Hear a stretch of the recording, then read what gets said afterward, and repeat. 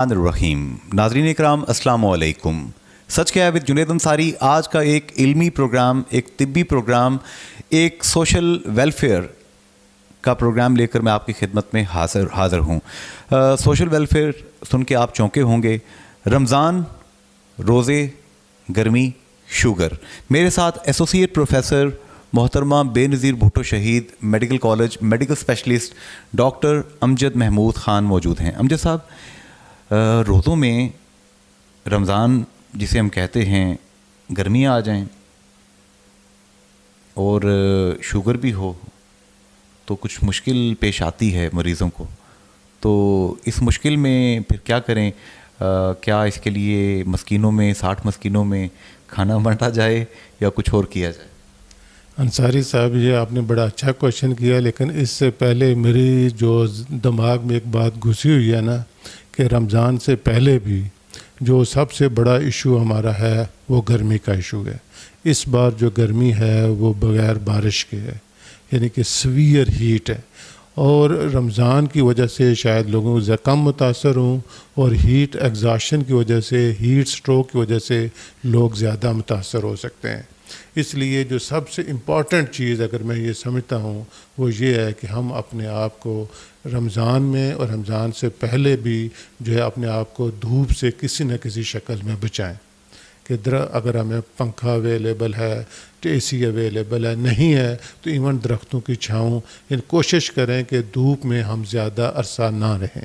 اور یہی رمضان کا حال ہے کہ ایک رمضان میں تو آپ ایک آدمی روزے سے ہے، اس میں ویسے پانی کی کمی کا خطرہ ہے، تو اس نے وہ شروع ہی سے ایک اپنا آبجیکٹیو بنانا ہے کہ سحری کے وقت اس نے کافی مقدار میں لسی، خاص کر وہ والی لسی جس کو ہم چاٹی کی لسی کہتے ہیں، مکھن کے بغیر والی، وہ ایک پیاس کو بجھانے میں ایک تیر بے ہدف کا کام کرتی ہے. لسی ہو گئی، سادہ پانی ہو گیا. سحری میں اس بات کا خیال رکھیں کہ اگر سحری میں تھوڑی جلدی اٹھ سکیں تو پہلے 1-2 گلاس لے لیں. سحری کھانے کے بعد سحری ختم ہونے سے پہلے تھوڑا سا پانی اور لے لیں. تو یہ ان کو روزہ کو مکمل کرنے میں بہت ممد اور معاون ثابت ہوگی اور ان کو کسی پریشانی سے بچائے گی. روزے میں ہم نے یہ خیال رکھنا ہے کہ ہم نے جو ہے وہ کام کریں تو ضرور کریں، لیکن دھوپ میں ہم نے زیادہ دیر نہیں رہنا. تھوڑی دیر آپ دھوپ میں رہیں، تھوڑی دیر سائے میں رہیں، پھر مجبوری ہے تو ضرور جائیں، لیکن کوشش یہ کریں کہ لانگ سٹینڈنگ آپ دھوپ میں نہ رہیں. اور اگر آپ کو زیادہ پسینہ آ رہا ہے تو اس کا مطلب ہے کہ پانی کی کمی کے بہت زیادہ امکانات ہیں. اس صورت میں آپ کو یہ ساری احتیاطیں کرنی ہیں. اور بعض اوقات ایسے ہوتا ہے کہ پسینہ نہیں آتا اور جسم جو ہے وہ گرم ہونا شروع ہو جاتا ہے، جلد جو ہے وہ سرخ ہونا شروع ہو جاتی ہے. یہ ایک انتہائی خطرناک علامت ہے. اگر ایسی کوئی علامت آتی ہے تو فوری طور پر ہمیں جو ہے وہ پنکھے کے نیچے، ہمیں اے سی، کولر، درخت کے نیچے جو ہے پہنچنا چاہیے. اور اگر ہمارے ارد گرد، ہمارے دوستوں میں، رشتہ داروں میں، قریبی تعلق والوں میں اگر ہمیں یہ نظر آ رہا ہے روزے سے ہے یا نہیں ہے، اس کا چہرہ ہمیں سرخ نظر آ رہا ہے، تو ہم اس سرخ چہرے کو یہ نہ سمجھیں کہ اس پہ خون جوش مار ہے، بلکہ ہمیں یہ سمجھنا چاہیے کہ کہیں وہ ہیٹ سٹروک کا تو شکار نہیں ہو رہا. فوری طور پر ہمیں قریبی ڈاکٹر سے رجوع کرنا چاہیے.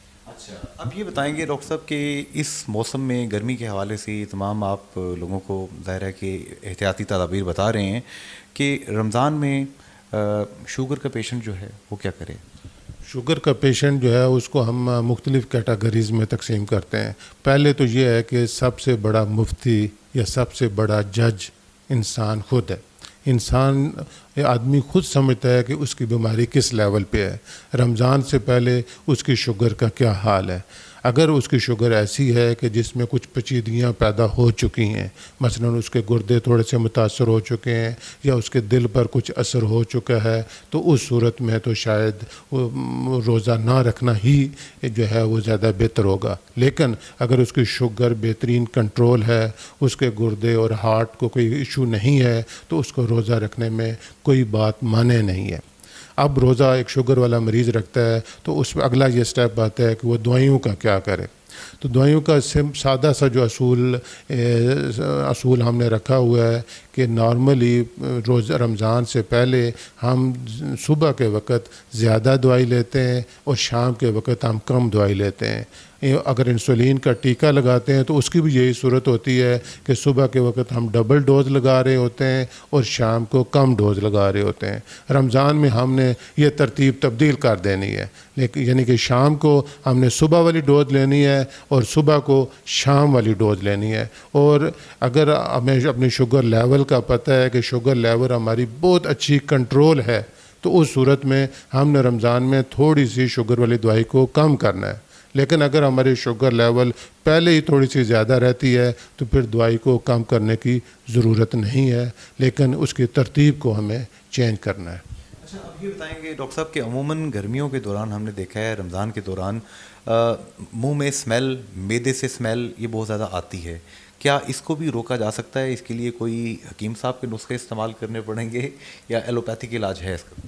اس میں جو میرا اپنا ایکسپیرینس ہے کہ وہ والے کھانے جن کو ہم روگنی کھانے کہتے ہیں، یعنی کہ جن میں آئل زیادہ ہوتا ہے، گھی زیادہ ہوتا ہے، عام زبان میں جو کڑھائی گوشت ہے، روسٹ ہے اور دیگی سالن ہے، یہ سارے کے سارے جو ہیں وہ معدے میں جا کے ڈائجیشن میں پرابلم ہوتا ہے. معدے میں زیادہ دیر چیز پڑی رہتی ہے اور آدمی اس خیال سے کہ ایک بہت لمبا دن آگے ہے وہ ضرورت سے تھوڑا سا زیادہ بھی کھا لیتا ہے. تو یہ ساری چیزیں جب روگنیات معدے میں جمع ہوتے ہیں تو اس وجہ سے ایک سمیل پیدا ہوتی ہے.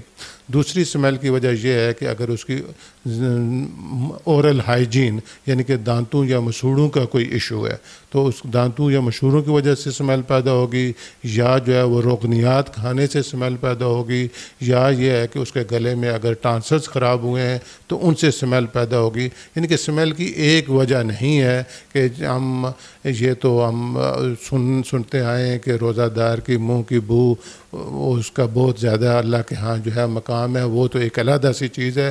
لیکن اس کے علاوہ بے شمار وجوہات ہیں جو کہ اس سمیل کا سبب بنتے ہیں. ہم اس کو صرف اس کو دین کے لحاظ سے ہی نہ دیکھیں، ہم یہ بھی دیکھیں کہ کہاں پہ خرابی ہے اور اس حساب سے میں اس کا علاج بھی کرنا چاہیے. آج کل سوشل میڈیا کا یہ دور ہے، یہ ایج سوشل میڈیا کا ایج اسے کہا جاتا ہے. اور میں نے دیکھا کچھ پوسٹ ایسی کہ لوگ کہتے ہیں کہ آپ اپنے گھر کے اندر کہیں نہ کہیں پرندوں کے لیے پانی رکھیں تاکہ پرندوں کو آرام ملے. یہاں پہ بات ہوتی ہے کہ عام انسانوں کا بھی خیال رکھیں. رمضان المبارک کا کرکس کیا ہے، اس کا ہم سب لوگوں کو میسج کیا دیا گیا ہے سر؟ آپ کیا کہیں گے سر؟ میسج تو بڑا واضح ہے کہ انسان جو ہے، ایک تو انسان کی اپنی صحت کے حوالے سے بات یہ ہے کہ جب ایک آدمی بھوکا رہتا ہے پورے سال میں تو اس کی اپنی صحت میں بہت ہی اچھے اثرات پڑتے ہیں. وہ شوگر جو پورا سال کنٹرول نہیں رہتی، روزے رکھنے سے وہ شوگر کنٹرول ہو جاتی ہے. وہ بلڈ پریشر جو پورا سال کنٹرول نہیں رہتا، روزے رکھنے سے اس پہ اچھا اثر پڑ سکتا ہے. وہ کولیسٹرول جس کے لیے ہر آدمی پڑھے لکھے کے ایک فیشن بن گیا کہ مجھے کولیسٹرول کا پرابلم ہے، بھوکا رہنے سے، رمضان کے روزے رکھنے سے وہ کولیسٹرول جو ہے وہ بہتر ہو جاتا ہے. وہ نمکیات کی کمی جسم میں جس کی وجہ سے کہیں پہ درد ہو رہا ہے، کہیں پہ اینٹھن ہو رہی ہے، کہیں پہ کئی پرابلم ہو رہے ہیں، وہ کھجوریں کھانے سے جو ہے وہ، اور کھجوریں کھانے سے اور یہ دوسرے پھل فروٹ کھانے سے یہ خود بخود جو ہے بہتر ہو جاتی ہیں. ایک تو روزے کے انسانی جان کے اپنے فائدے ہیں. دوسرا یہ ہے کہ جب ہم بھوکے رہتے ہیں تو ہمیں بھوک کا احساس ہوتا ہے، تو وہ لوگ جو کسی بھی لحاظ سے وہ روٹی رزق کی کمی کا شکار ہیں، ہمیں ان کا بہتر احساس ہوتا ہے اور ہم معاشرے میں ایک بہتر کردار ادا کرنے کے قابل ہو سکتے ہیں. آخری بات سر، رمضان کے حوالے سے ہم نے دیکھا ہے کہ ڈاکٹر صاحبان کے پاس یہاں پہ مریض آتے ہیں، آپ لوگ ان کا علاج بھی کرتے ہیں. پرہیز علاج سے بہتر ہے. کافی سارے لوگ ایسے بھی معاشرے میں ہیں جو کہ روزہ خوری کے فیشن میں مبتلا ہو گئے ہوتے ہیں، تو اس چیز کو بھی تھوڑا کنٹرول کرنا چاہیے. ڈیفینیٹلی اس کو کنٹرول کرنا چاہیے، کیونکہ اس وقت جو دنیا میں ایک ایپیڈیمک پھیلا ہوا ہے، جو سب سے بڑی وبا پھیلی ہوئی ہے، وہ ہے موٹاپے کا مرض.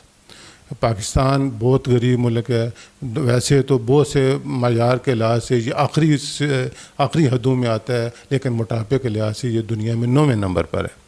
اور موٹاپا کی وجہ ہماری جو ڈائٹ ہے وہ ڈائٹ میں کوئی بھی ڈائٹ جس کو ہم نے مزیدار بنانا ہو اس میں 1 چمچہ گھی کا اور ڈال دیتے ہیں.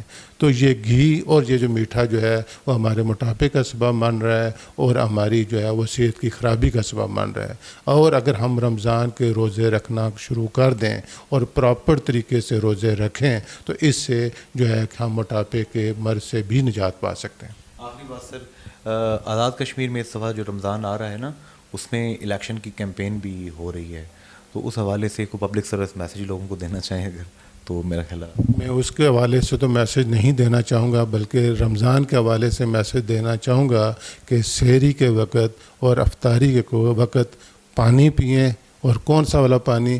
جس میں تھوڑا سا نمک، تھوڑی سی چینی شامل ہو. یہ والا پانی سحری کے وقت بھی پئیں اور جو ہے افطاری کے وقت بھی پئیں. انشاءاللہ آپ کے روزے بہت اچھے گزریں گے. جی، ابن مریم ہوا کرے کوئی میرے دکھ کی دوا کرے کوئی، یا جیسے کسی شاعر نے، شاید پروین شاکر نے کہا تھا کہ اس نے جلتی ہوئی پیشانی پہ جب ہاتھ رکھا روح تک پھیل گئی تاثیر مسیحائی کی. ڈاکٹر صاحب کی جتنی باتیں ہیں یقیناً ان میں پبلک ویلفیئر کے لیے بہت سی علمی دانش موجود ہے. ان نقطوں کو پریکٹس کرنے کی ضرورت ہے، اور پریکٹس کرنے سے یقیناً فائدہ مجھے اور آپ کو، ہم سب سوسائٹی کو ہوگا. رمضان کا روحانی مقصد کیا ہے یہ بھی آپ اچھی طرح جانتے ہیں، ہم مزید پروگرام اس حوالے سے لے کے آئیں گے. لیکن طبی فوائد کیا کیا ہیں؟ اسسٹنٹ پروفیسر پہلے تھے، اب ایسوسیٹ پروفیسر بن چکے ہیں. ڈاکٹر امجد محمود خان، محترمہ بے نظیر بھٹو شہید میڈیکل کالج میں میڈیسن ڈپارٹمنٹ میں آپ کام کرتے ہیں، ڈویژنل ہیڈ کوارٹر ہاسپٹل میں کام کرتے ہیں. ان کی باتوں میں اگر کوئی مزید آپ چاہتے ہیں کہ ایلیبوریٹ آپ کے سامنے بات کی جائے تو آپ ہمیں کال کیجئے. ہم دوبارہ ڈاکٹر امجد صاحب کے پاس آئیں گے اور آپ کی باتیں ان سے پوچھیں گے. آج کے پروگرام سے جنید انصاری اجازت چاہتا ہے. فی امان اللہ، اللہ حافظ اینڈ گڈ بائے. 7 ارب سے زائد انسانوں کے اس گلوبل ولیج میں ہر کوئی جاننا چاہتا ہے سچ کیا ہے. جھونپڑیوں سے لے کر اقتدار کے ایوانوں تک سچ کی اس تلاش میں آپ بھی ہمارے ساتھ شامل ہو سکتے ہیں. سچ کیا ہے؟